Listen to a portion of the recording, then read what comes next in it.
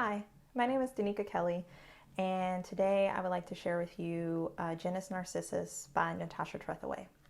This poem appears in Natasha Trethewey's poetry collection, Native Guard, which is one of my favorites, one of my favorite all-time poetry collections. And I decided to choose this poem because I think it's one that really would have changed my relationship to poetry sooner. When I was a young person, I was very strange.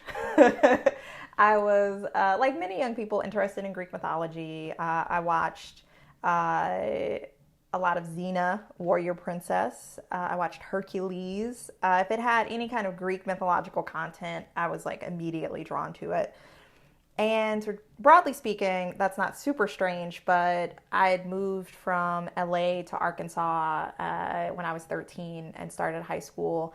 And that definitely set me apart from a lot of my peers at the time. I felt a little bit out of place. And so I think had I encountered this poem, I might have felt like a little bit more grounded where I was. Natasha Trethewey is a Southern poet. And her work is so open, it's so clear. It's not simple, but it does, at least for me, in my experience as a reader, allows me to move into the work, to understand what's happening without needing or feeling like I need some kind of key to unlock the puzzle of the poem. And that's one of the things that I really love about her work. And that's really different from a lot of the poems that I was reading when I was in high school in particular, where we were assigned poems that were a little bit denser or were from the 1600s, the 1700s, like not the time in which we live. And so I think that this poem, had I received it or encountered it sooner, would have made me more open to poetry as something that I could access, as something that I could read or write. The other thing that goes on in this poem, that happens in this poem, and was the reason that it came to mind for this project, was the way that she writes about the relationship between the speaker, who is reflecting on a memory, and the speaker's mother, right? So the speaker is thinking about being a child, picking flowers, bringing those flowers to her mother, and how that her mother might have received those differently.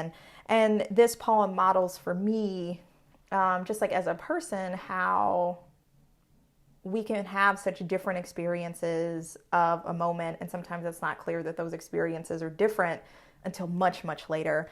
And when I was a teenager, my mom and I were very, very close, and sometimes it was hard to differentiate for me the difference between what her experience was and what my experience was.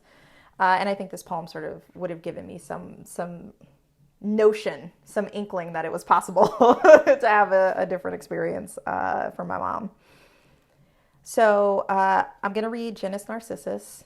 The epigraph reads, "Fair daffodils, we weep to see you haste away so soon," by Robert Herrick. The road I walked home from school was dense with trees and shadow creekside, and lit by yellow daffodils, early blossoms bright against winter's last gray days. I must have known they grew wild, thought no harm in taking them. So I did, gathering up as many as I could hold, then presenting them in a jar to my mother. She put them on the sill, and I sat nearby, watching light bend through the glass. Day easing into evening, proud of myself for giving my mother some small thing. Childish vanity. I must have seen in them some measure of myself.